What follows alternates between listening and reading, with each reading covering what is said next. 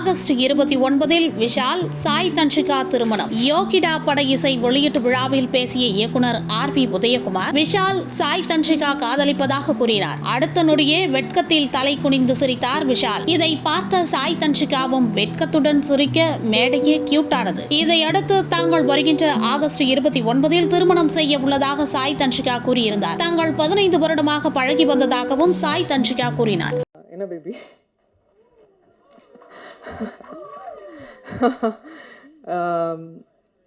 இந்த மேடை வந்து எங்கள் அனௌன்ஸ்மெண்ட் மேடையாக சத்தியமாக நாங்கள் நினைக்கல.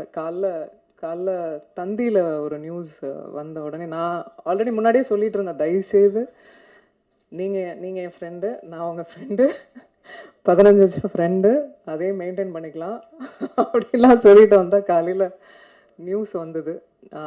அதுக்கு மேலே நண்பர்களாக உறவினர்களாக அவங்க கூட இருந்து ட்ராவல் ஆகிருக்கோம், நானும் சரி விஷால் அவர்களும் சரி. ஸோ இதுக்கப்புறம் மறைக்கிறதுக்கு ஒன்றும் இல்லை. ஆமாம், என்ன பேபி சொல்லிடலாமா? நாங்கள் வந்து ஆகஸ்ட் 29 வந்து கல்யாணம் பண்ணிக்கலான் இருக்கோம்.